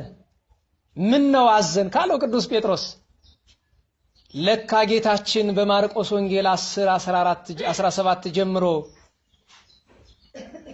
ይቀልል ህልፈተ ግመልን ተስቁረተ መርፍ ባለጠጋ ሀብታም ከሚጸድቅ ምን በምን ቢያልፍ ይቀላል ግመል በመርፌ ቀዳዳ ቢያልፍ ይቀላል ያለ ለካ ለዚህ ሰውዬ ነው ብሏል በጣም ገርሞት ማለት የጌታችን ትምህርት ተተረጎመለት እዚያው ላይ ያ ሀብታም ምን አለ እንዲማ ከሆነ ክርስትና ፉርሽ ነዋ ሀብታም የማይጸድቅበት የደሃ እምነት ነዋ ብሏል አይ በሰው ዘንድ የማይቻል በእግዚአብሔር ዘንድ ይቻላል ግመል በመርፌ ቀዳዳ የማይሾልክን መሰለ አለው አድርገህ አሳየኝ አለው ኋላ መርፌ ሰሪውን መርፌ ላክልኝ አለው እንደው ገራገር ኑሯል ያ ባለ መርፌ እኔም ያክል መርፌ ሰርቶ ላከልት የግመል መሽለኪያ አራሱን አላልኩም መርፌ የልብስ መጥቀሚያ መርፌ ነው ያልኩ መርፌ አመጣች ተተከለች በስመ ሥላሴ ባርኮ በጌታችን በኢየሱስ ክርስቶስ ስም ሰውየውን ከነግመሉ 3 ጊዜ አሻገረው በዚህ ምክንያት ያ ባለጠጋ አምነው ተጸጽቶ ሀብተ ንብረቱን መጽውቶ ሐዋርያትን ሲከተል ኑሯል በእውነት የቅዱስ ታዲዮስ በረከት ይደርብን በሶስት ሊቁ ቅዱስ ቄርሎስ አምደ ሃይማኖት ዓመታዊ የእረፍት በዓሉ ነው ሊቁ ቅዱስ ቄርሎስ በቤተክርስቲያናችን ከ412 እስከ 444 ለ32 ዓመታት የእስክንድርያ 24ኛ ፓትርያርክ የነበረ የቅዱስ ቴዎፍሎስ ደቀ መዝሙር ነው ጉባኤ ኤፌሶንን የመራ ንስጥሮስን ያወገዘ 12ቱን አናቅጽ የደረሰ ብዙ ድርሳናትን የደረሰ ዛሬ በዚህ ጉባኤ ተተርጉሞ ለገበያ የበቃው ድርሳነ ቄርሎስ ተረፈ ቄርሎስ የሱ ናቸው ሃይማኖተ አበው ላይ ያለው የሱ ነው ቅዳሴው የሱ ነው ማር ጳላዲዮስ የሱ ደቀ መዝሙር በእርግጥ ብዙ ጳላዲዮሶች ነው ያሉት ይሄ ታላቅ ሊቅ በቤተክርስቲያናችን ኮከብ ነው እመቤታችን በጣም ይወዳት ነበረ በጣም ንስጥሮስ እሶኬ ተሰመይ ወላዲተ አምላክ አላ ወላዲተ ሰብእ አለ እመቤታችን የአምላክ እናት ናት አልልም አለ ቅዱስ ቄርሎስሳ ምን አለ ሃይማኖተ አበው ታገኙታላችሁ እችን እስቲ አብረን እንበል ነይነሰነ አምን በሉ ከመድንግል ቅድስት ማርያም ኮነት ታኦዶኮስ ዝብሂል ወላዲተ እግዚአብሔር ቃል እኮ ነው እኛስ ድንግል ማርያም ታኦዶክስ እንደሆነች እናምናለን ይሄውም የማን እናት ማለት ነው የእግዚአብሔር እናት ብሎ ያኛው አልልም አለ ይኛው ኋላ ንስጥሮስን ጠራውና በላይኛው ግብጽ አግኝቶት አንተ አትጎዳበትም ወላዲተ አምላክ ናት በላለው አልልም አለ አትልም አው ለአምላክ እናት ያልታዘዘ ምላስ ስላንተ ማይታዘዛለው መላሱ ተጎልግሎ ደረቱ ላይ ወድቆ እንደ ውሻ ያለህልህ ሞቷል መሬት ተከፍታ ውጣዋለች በመጨረሻ ማለት ነው እና እመቤታችንን አብዝቶ የወደደ አባታችን ቅዱስ ቄርሎስ ዜና ህይወቱ በጣም ሰፊ ነው የቅዳሴ ቄርሎስ ትርጓሜው ላይ ማንሻ ላይ ያለውን ታሪክ ተመልከቱት ከዛ በተረፈ ኦንላይን ላይ የምትገቡ ግብጻውያን ብዙ ጽፈውለታል ቄርሎስ ዘእስክንድርያ የሚል አንድ መጽሐፍም አለ ወንድማችን ታደለ ይጻፈው በብዙ አንቀጽ ብቻ ታሪኩን ማግኘት ትችላላችሁ ታላቅ ቅዱስ የቤተክርስቲያን ኮከብ አባት ነው ሲጠራ ፒላር ኦፍ ፌት ወይም ደግሞ አምደ ሃይማኖት የሃይማኖት ምሰሶ ተብሎ ነው የሚጠራው የዚያን ቀን ሌላኛው ኢትዮጵያዊው ንጉሠ ነገሥት ቀዳማዊ አጼ ምኒልክ ትናንት ረፍቱ ነበር የንግስተ ሳባ ልጅ የዳዊት የልጅ ልጅ የሶሎሞን ልጅ ቀዳማዊ ወይም ቀዳማይ ምኒልክ ታቦተ ጽዮንን ያመጣ፣ ሌዋውያንን ያመጣ፣ የብሉይ ኪዳን መጻሕፍትን ያመጣ፣ በኢትዮጵያ አምልኮተ እግዚአብሔርን ያስፋፋ፣ ጣና ቂርቆስን የገደመ ወይም በዛ ዘመን የታቦተ ጽዮን ማረፊያ ያደረገ፣ በኋላም አክሱም ብዙ ስራ የሰራ ደግ ሰው ነው። ቤተክርስቲያናችን ታከብረዋለች። የሀገራችን የሰሎሞን ሥርወ መንግስት መጀመሪያ ነው። የሰሎሞን ሥርወ መንግስት የመጨረሻ ማን ናቸው? ነገሩኝ እንጂ። ደህና ዋላችሁ። ማን ናቸው? አፄ ኃይለ ሥላሴ አይደሉም። ገና ነው። የሰሎሞን ሥርወ መንግስት ይቀጥላል። ወደዳችሁም ጠላችሁም ይቀጥላል። መቼ? እሱን አልናገርም። ታጣሉኝ እንደሆነ አያቸዋለሁ። ጥንት ናፋቂ ትናንት ናፋቂ። አዎ ትናንት ነው የሚናፍቀን። ዛሬ ምን አግኝተን የምንኖር በትናንት አይደል? እስኪ ዛሬ የተሰራ ነገር አሳዩኝ። ምንም። ትናንትን እየመነዘርካ የምትበላ ትናንት ያኮራል፣ ትናንት ይናፍቃል። አዎ ምን ነው በምኒልክ ዘመን ተወልጄ በሆነና በዛው አርፌ ቀርቼ በሆነኝ ዘመን ባላየው እኮ እመኛለሁ። ትናንት ናፋቂ እኮ ስድብ አይደለም፣ ምስጋና ነው። ትናንት ናፋቂ በሉ። እሰይ። እና እሱን መያዝ ነው። ምኒልክ ቀዳማይ ተወዳጅ ንጉሳችን ነው። ሌላኛው ቅዱስ ክርስቲያኖስ ዘሮሜ ታላቅ አባት ነው። እንደዚሁም ቅዱስ ሉቂያስ ግብፃዊ ቅዱስ አባት። ሉቂያኖስ አይደለም፣ ሉቂያኖስ መናፍቅ ነው። ሉቂያስ ነው ያልኩት። ሉቂያስ የሚባል ደግ ሰው ነበረ። ከቅዱስ ቄርሎስና ከክርስቲያኖስ ጋር ሶስቱ አባቶች በአንድ ቀን በአንድ ዓመት ነው በተከታታይ ያረፉት። ዛሬ በመጨረሻ በአራት 12ቱ ቅዱሳን ደቂቀ ነቢያት ተከብረዋል። 12ቱ ቅዱሳን ደቂቀ ነቢያት ማለት በመጽሐፍ ቅዱስ ጥራዝ መሰረት ከሆነ የመጀመሪያው ሆሴ ትንቢተ ሆሴ፣ የመጨረሻው ትንቢተ ሚልክያስ ነው። በዘመናቸው ከሆነ ግን እነ ዮናስ ይቀድማሉ። አብድዩና ዮናስ ይቀድማሉ። የመጨረሻው እውነትም ሚልክያስ ነው። በእነዚህ መካከል ቅዱስ ሐጌ አለ፣ ቅዱስ ዘካርያስ አለ፣ ቅዱስ ሶፎንያስ አለ፣ ቅዱስ ሚልክያስ አለ፣ ቅዱስ ሚክያስ አለ፣ ቅዱስ አሞጽ አለ፣ ቅዱስ ሆሴ ወይም ኦዜ አለ። እንዲያላችሁ 12ቱም ብትቆጥራቸው ዛሬ በአንድነት ይከበራሉ። ታዲያ እመቤታችንን አባ ጊዮርጊስ ኦ ድንግል አምሳል ወትንቢት ወወለት ዘነቢያት የነቢያት ትንቢት ምሳሌ ልጅ አንቺ ነሽ ይላታል። እንደ አባ ሕርያቆስ ዘብህንሳ የነዚህ ነቢያት ልጅ ናት እመቤታችን። እለ አውሃዙ ተነብዮ በእንተ እግዚእነ ኢየሱስ ክርስቶስ፣ ስለ ኢየሱስ ክርስቶስ ትንቢትን እንደ ጎርፍ ያፈሰሱ አባቶች ናቸው። በጣም ብዙ እስከ 14 ምዕራፍ የጻፉ አሉ። እነ ሆሴ እነ ዘካርያስ፣ ጥቂት እንደ አብድዩ አንዲት ምዕራፍ የጻፉ አሉ። እነዚህ ነቢያት ዛሬ ተከብረዋል። አቡቂሮ ዮሐንስ ዛሬ ናቸው። ከነገ ጀምሮ የሚከበሩ በዓላትን እናስታውስና እግዚአብሔር አምላካችን አመስግነን ወደ የቤታችን የምንሄድ ይሆናል ማለት ነው። በኋላ እንዳልረሳው እባካችሁ እዚህ ዝክር ጸበል ሳትቀምሱ አትሄዱ እባካችሁ። እኔ ኃጢአተኛ ነኝ፣ እናንተንም እንደው ከኔ ተሻሉ እንደሆነ እንጂ ዞሮ ዞሮ ኃጢአተኛ መሆናችን አይቀርም። ግን የማህበር ጸሎት የጸሎተ ማርያም ነገር እንደተረታተተውት እንደምንም ብላችሁ ሳትቀምሱ አትሄዱ። ልጆች የተረፈ ጸበል ካለ ካልሆነም እስከምንጨርስ አምጡና ከበር ላይ ላልተደረሰው አድርሱ እባካችሁ። ጸበል ሳትቀምሱ አትሄዱ። ለምን ነው የሚለውን ማስረዳት አይጠበቅብኝም። ነገ ቅዱሳን ብርሃናት ዓለም ጴጥሮስ ወጳውሎስ ቤተክርስቲያናቸው እንግዶች ካላችሁ ገብረ መንፈስ ቅዱስ አቡዬ መካነ ሕያዋን ቀበሌ 7 አለ። ነገ ይነግሳል። እዚያ ሄደን እንድናከብር። ነገ 72ቱ አርድእት አንድ ላይ ይከበራሉ። ኢትዮጵያዊት ንግስት ቅድስት መስቀል ክብራ ትከበራለች። ከሊቃናት አንዱ ቅዱስ ሳቆኤል ነገ ይከበራል። ቅዱሳት አንስት እንዲያው ስማቸው አያያዛችሁ እንደሆነ ነው እንጂ እነ ቅድስት ዲዮርስ፣ ቃሪያ፣ አቅባማ፣ አቅረባንያ፣ አክስቲያና የሚባሉ የቅዱስ ጴጥሮስ ደቀ መዛሙርት የነበሩ ደጋግ እናቶች ይከበራሉ። በ6 ቅዱስ እዝራ ሱቱኤል ብሔረ ሕያዋን የገባው። ከ72ቱ አርድእት አንዱ ቅዱስ መርቄሎስ ሊቀ ሐዋርያት ቅዱስ ጴጥሮስን የገነዘው ይከበራል። እናታችን ገዳማዊት ንስተሮኒን አለች። በ7 ልክ እንደነገ ሁሉ ደጋግ በዓላት አሉ። ሐምሌ 7 የማን በዓል ነው? ስላሴ ዘላለም ስላሴ። የምናከብራቸው በአባታችን በማን ምክንያት ነው? በአብርሃም አባታችን። አቤት የዚያን ቀን አንድ እንግዳ ቤታችሁ ብታስገቡ ስላሴ የገቡ ነበር ወደ ቤታችሁ።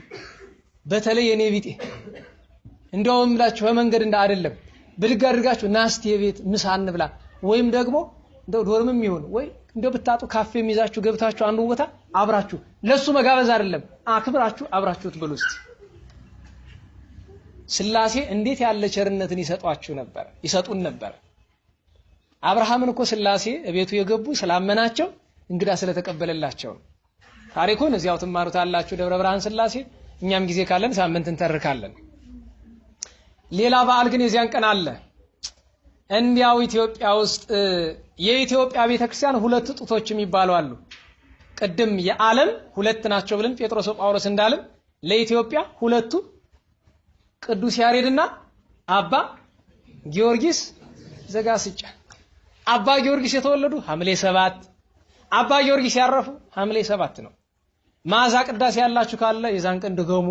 ገድለ አባ ጊዮርጊስ ካላችሁ፣ መልካ አባ ጊዮርጊስ ካላችሁ ድገሙ። አርጋኖን ያላችሁ ያን ቀን አርጋኖን ጸልዩ። ሆተ ብርሃን ያላችሁ ሆተ ብርሃን ጸልዩ። እንዚራ ስብሐት ያት ብቻ አባ ጊዮርጊስ የተባለ ነገር የዛን ቀን ተጠቀሙበት በረከት እንድታገኙ። አባ ጊዮርጊስ በሉ። አቤት እግዚአብሔር ቢያቀናልን አንድ ቤተክርስቲያን ለአባ ጊዮርጊስ ቢታነጽልን እዚህ ከተማ ሳይ ነበር። በቃ እንዲያው የቅዱስ ዳዊትና የቅዱስ ጊዮርጊስ ቤተክርስቲያን የቅዱስ አባ ጊዮርጊስ ቤተክርስቲያን ቢቆም እዚህ በቂ ነበር። ሌላው ሁሉ እንደው እግዚአብሔር ባወቀ እዚያው አብረን እናከብራቸው ነበር። ስለዚህ አባ ጊዮርጊስ እና የባሕታውያን አለቃ አባታችን ታላቁ አባ ሲኖዳ የዚያን ቀን ይከበራል። አባ ሲኖዳ። ስለዚህ አብርሃም አባታችንንም አብረን እናከብራለን። በ8 አባታችን አቡነ ኪሮስ። ቅድም አንዲት እህት መጥታ አረ የአቡነ ኪሮስ በዓል ሰው እንዳያንስ እባክህ መልእክት አስተላልፍ አለች። እሰይ ተባረኪ ብዬ ደስ አለኝ። ግን እዚህ የመጣሁት ለሱም ነው። ከሱ ውጭ ሌላ ምን ስራ ኑሮኝ? የአቡነ ኪሮስ ቤተክርስቲያን 40 ውሳኔ ያለው ይከበራል። ዝግጅት አድርገዋል። ይነግሳሉ። ጻድቁ አባታችን ደገኛው አባት። ከዚያ ውጪ የጌታ እግር ያጥቡ የነበሩት አባ ብሶይ፣ ቅዱስ ቢሾይ፣ እንደዚሁም አባታችን አባ ሚሳኤል፣ አቤሮን፣ አቶም፣ ቢማ፣ በላኒ የሚባሉ ደጋግ ቅዱሳን ሁሉ ይከበራሉ። በ9 ቅዱስ ህልያን፣ በ10 ሐዋርያው ቅዱስ ናትናኤል፣ ጻድቁ ቅዱስ ብስንዳ ቤተክርስቲያናችን የምታከብራቸው አባቶች ናቸው። እግዚአብሔር አምላካችን ቢፈቅድ እንግዲህ ሳምንት በእግዚአብሔር ቸርነት የምንገናኝ ይሆናል ማለት ነው። ስለነበረን ጊዜ ሁሉ የቅዱስ የአምላካችን የእግዚአብሔር ስሙ የከበረ የተመሰገነ ይሁን። የተመሰገነ ይሁን። ከመቤታችን ጣዕሟን ፍቅሯን ከቅዱሳን በረከት ሁሉ በሁላችን ላይ ያሳድርብን። እግዚአብሔር እናመሰግነው ዘንድ ሁላችንም እንነሳ።